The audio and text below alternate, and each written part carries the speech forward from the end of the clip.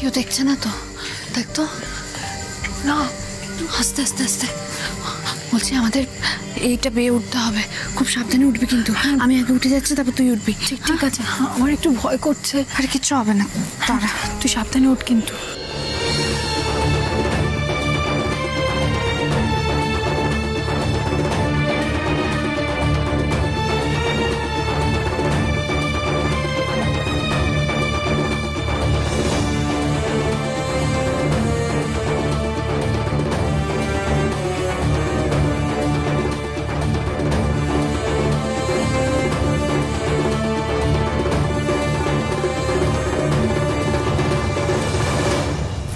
তোমার কি আমার কথা বিশ্বাস হচ্ছে না? এত জেদ কিসের তোমার? আমি যখন বলেছি যে আলো ছায়া বাড়িতে আছে, তখন ওরা বাড়িতে আছে। তোমার কথা বিশ্বাস করবো না এমনটা হতেই পারে না দাদা ভাই, কিন্তু আমার কথাটা তোমরা প্লিজ একটু বিশ্বাস করো। আমি নিজে চোখে দেখেছি, নিচে আলো ছায়াই ছিল দীপুর সঙ্গে। আচ্ছা, তাহলে তো দীপুর এতক্ষণে ঘরে ফিরে আসার কথা, কোথায় গেল ও বল? সেটা আমি জানি না মেজদি, আমি জানলে তো তোমাদের বলেই দিতাম, কিন্তু আমি দেখেছি আলো ছায়া ছিল দীপুর সঙ্গে। ঠিক আছে ঠিক আছে, তুমি যদি ঘরের মধ্যে নিজের চোখে আলো ছায়াকে দেখো, তাহলে নিশ্চয়ই এই কথা আর বলবে না। এবার কি হবে? মেজদা তো এবার মনে হচ্ছে দরজা ভাঙতে বলবে। দরজা খুলে দেখলেই তো আর কোনো সন্দেহ থাকে না। হ্যাঁ তনু, তনু তুমি কি জন্য যেতে বলেছিলে? নিচে তো কেউ নেই, তুমি কি দেখেছো বলো তো? দাঁড়া সুদিন, তনুশ্রী নিজের চোখে না দেখলে অন্যের কথা বিশ্বাস করবে না। দরজা খুলে ওকে দেখাতে হবে। না না, তুই দাদার কথা তো কি? দাঁড়া। আলো ছায়া থাকলে তো দরজা খুলবে, আজ ধরা তোরা পড়বি। খালি আমার দীপুর দোষ ধরা তো, আজ বুঝবে তোমাদের মেয়েরাও ধোয়া তুলসী পাতা না। এত ভুল আমি দেখতে পারি না। চটিগুলো দেখ।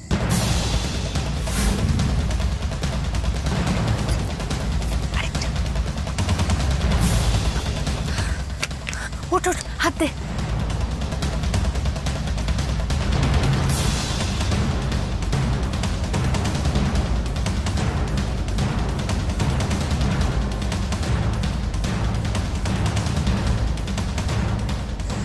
আস্তে আস্তে, সাবধানে।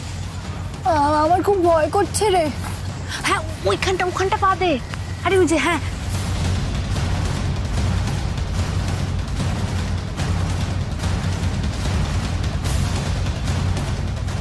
ছায়া, আলো ছায়া আলো ছায়া, আলো ছায়া। বলছি তো দাদা ভাই, ওরা ঘরে নেই, না হলে এত ডাকাডাকির পরে কারো ঘুম ভাঙবে না। অনিশ, দরজাটা ভাঙতো। দাদা মেজদা, তুমিও ছোট বৌদির কথা এখন দরজা টরজা ভাঙার কথা না? মানে আমি বলছি কি, মানে ওরা ভেতরে ঘুমোচ্ছে, ভয় টয় পেয়ে। আমি যেটা বলছি সেটা করবি না তো? ঠিক আছে, আমার কাউকে দরকার নেই। দাদা দাদা আমি যাচ্ছি।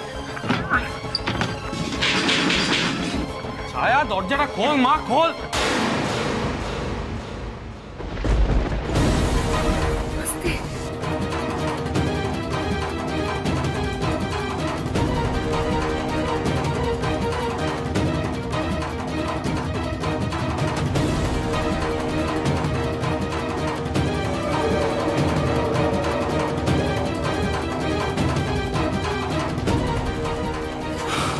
চল।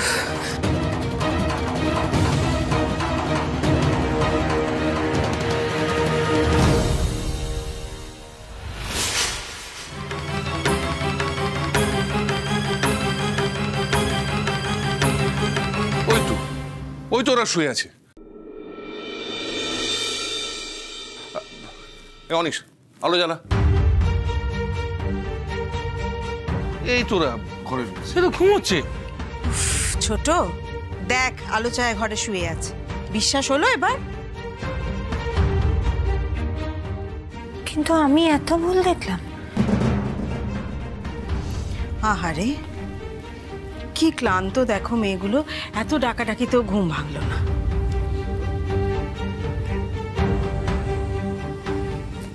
জানলাগুলো তো ঠিকঠাক বন্ধ আছে। চলো খুকু, ওদের আর বিরক্ত করো না, এসো। কে কে এ কি তোমরা এখানে কি করছো বাপি? দরজা তো বন্ধ ছিল, তোমরা ঢুকলে কি করে বাপি? আসলে ওই অনেক ধাক্কা ধাক্কিতেও তোমরা দরজা খুলছিল না, তাই আমাদের খুব টেনশন হচ্ছিল, সেই জন্য দরজা ভেঙে ঢুকে পড়েছি। আচ্ছা, বাড়িতে দীপুকে কোথাও দেখতে পাচ্ছি না, তোমরা জানো কোথায় গেছে? আমরা তো জানি না বাপি। না না, আমি তো সেটা বলতেই এসেছিলাম, তারপর এমন শুরু হলো না, আর বলা হয়ে উঠলো না। যাকে দীপু আমায় ফোন করেছিল, ও বলল যে ও এক বন্ধুর বাড়িতে গ্রুপ স্টাডি করতে গেছে, তাই ওখানেই আজ রাতে থেকে গেছে। কি যে সব কাণ্ড ঘটছে বুঝতে পারছি না। ঘুমোতে যাবে বলে ঘরে গেল, তারপর যদি বেরোতেও হয় এবার বলে বেরোবে না। কি বলেনি, কেন বলেনি, সেটা আমি দেখব। ও ফিরুক। আর তনুশ্রী, তোমার সঙ্গেও আমার কথা আছে। তোমরা ঘুমো। চলো সবাই। কাকিমণি, তুমি বরং দরজাটা একটু ভেজিয়ে যাও না, যদি আবার তোমার ঢুকতে ইচ্ছে করে তাহলে এমনিই চলে আসতে পারবে। ও, আর একটু লাইটটা অফ করে দিয়ে যাও প্লিজ।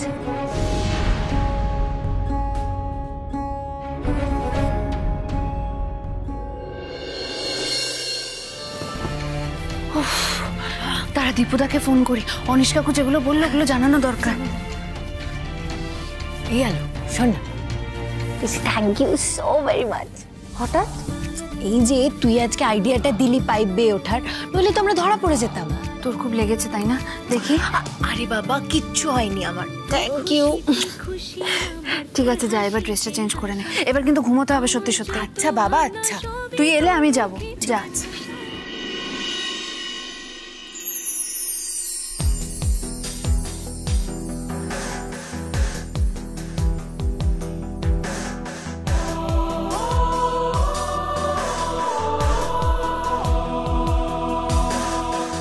উনি বাড়ি পৌঁছলেন কিনা কে জানে। এই এটা ফ্রিজে তুলে রাখিস, বুঝলি? আকাশকে আসলে দিস। দেখ না, অনেকবার ফোন করে কত দূরে ছেলেটা, আমার এবার চিন্তা হচ্ছে। চিন্তা কেন করছো মা? তোমাকে তো বললাম ভাইয়া কোথায় গেছে। বাবা, চিন্তা হবে না? কত রাত হলো বলতো? আজকালকার যুগে এরকম ভাবে খোলা মনে মুশা এতটা মোটেই ঠিক নয়। অচেনা অজানা একটা মেয়ে, তার সঙ্গে এত রাতে তাদের বাড়ি চলে গেল। অচেনা নয় তো। অচেনা নয়, সবই তো সকালবেলায় আলাপ হয়েছে। তোমাদের বাবা জানলে না লঙ্কা কাণ্ড বাতাবে। হ্যাঁ, উনি মোটেই পছন্দ করে না এসব। তুমি থাকো তো, বর্গকা ভীষণ বেরসিক। হ্যাঁ, দাদুভাই যদি মেয়েদের সঙ্গে না মেশে তাহলে নিজের জীবন সঙ্গীটা কি করে বাঁচবে তুমি বলো? সেই স্বাধীনতা কি আপনার ছোট নাতির আছে মা? এ বাড়ির কারোর আছে?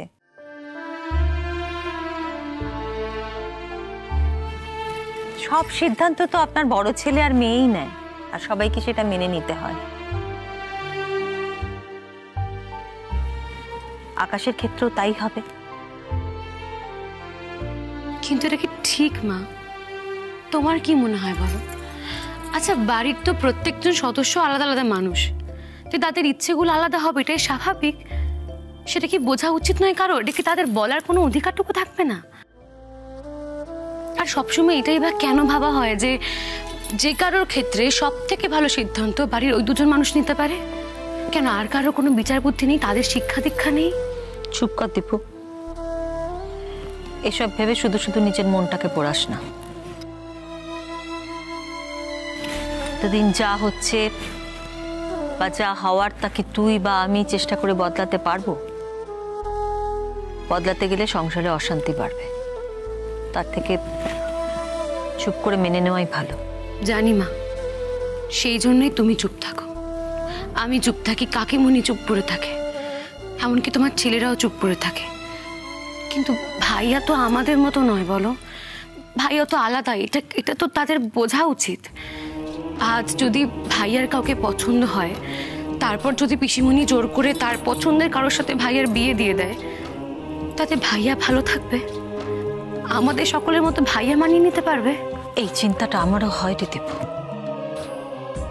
হ্যালো গর্জিয়াস লেডিজ,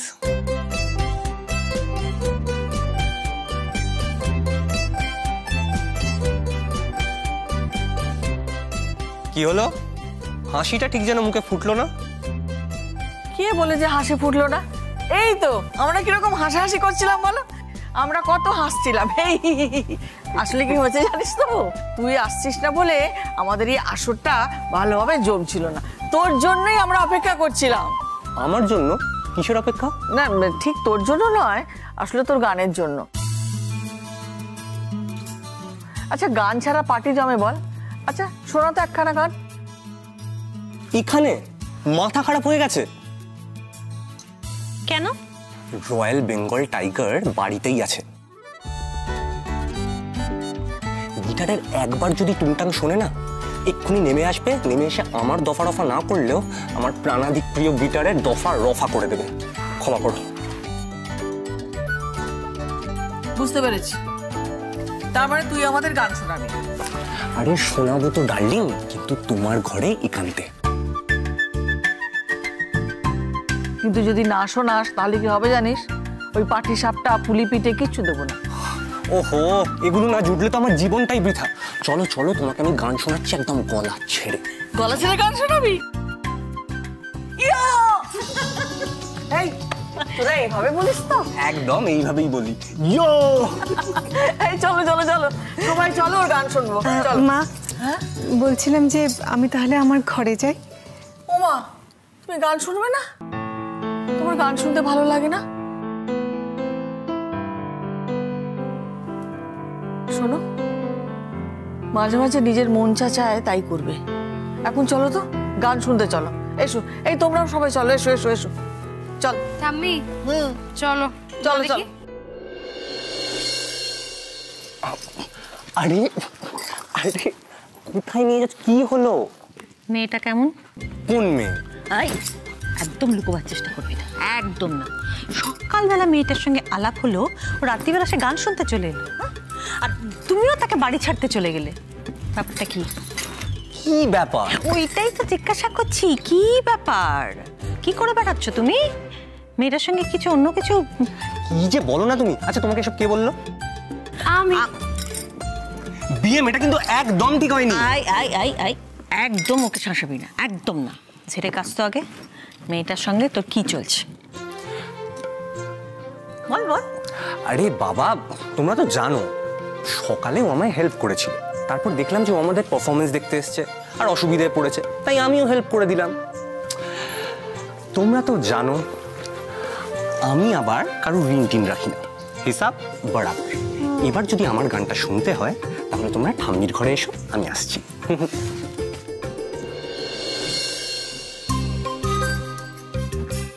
কি বুঝলি বলতো?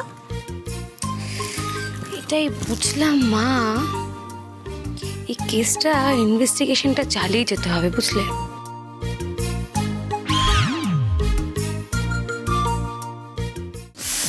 আজ রাতে আর ঘুম হবে না রে আলো। ছেলেটা কি ভালো গান গায়, আমার মনটা একেবারে ফুরফুরে হয়ে গেছে। উফ, আমি তো পুরো ফিদা হয়ে গেছি।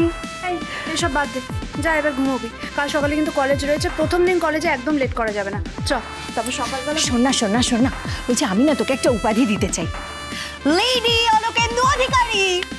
আবার তোর দুষ্টুমি। চ। আরে আরে আরে দাঁড়া, এখানে দাঁড়া। কলেজ নিয়ে তোর এত টেনশন কিসের বলতো?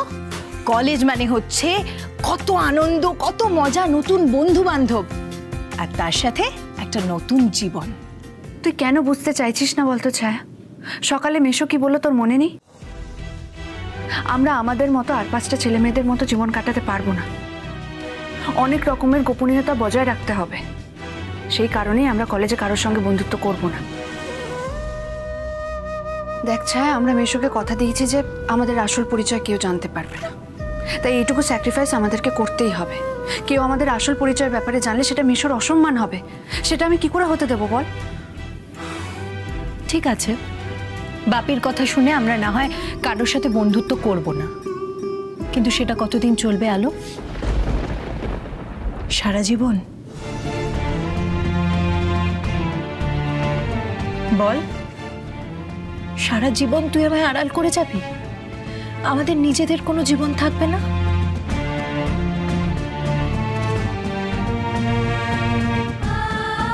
কি হলো বল, চুপ করে আছিস কেন? আর যদি বাপির আমাদের সাথে এটাই করার ছিল, তাহলে আমাদের ফেরত আনলো কেন?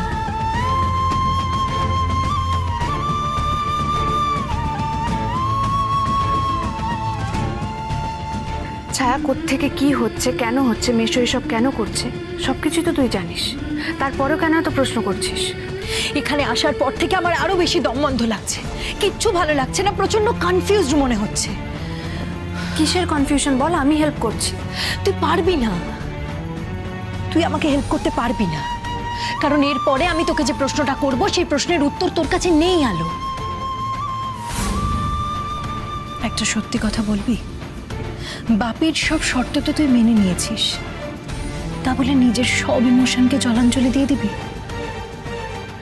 কাল ধর তোর একটা ছেলেকে ভালো লাগলো, তোরা দুজন সম্পর্কে জড়ালি, আমার ক্ষেত্রেও সেটা হতে পারে, তখন কি বলবি, কি পরিচয় দিবি? তুই ছায়া আর আমি আলো। কি হলো বল? ভাব আলো, ভাব, তখন তাদের ঠকানো হবে না, সেটা কি ভালো হবে?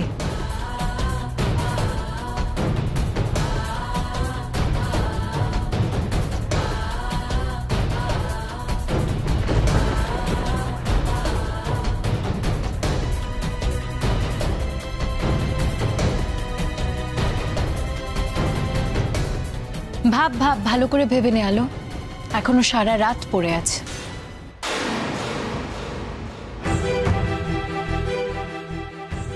সত্যি তো, ছায়া তো ঠিক কথাই বলেছে, আমাদের জীবনে যদি স্পেশাল কেউ কখনো আসে, আমরা তো নিজেদের আসল পরিচয় কখনো তাদের জানাতে পারবো না, আর মিথ্যের ওপর তো সম্পর্ক টেকে না।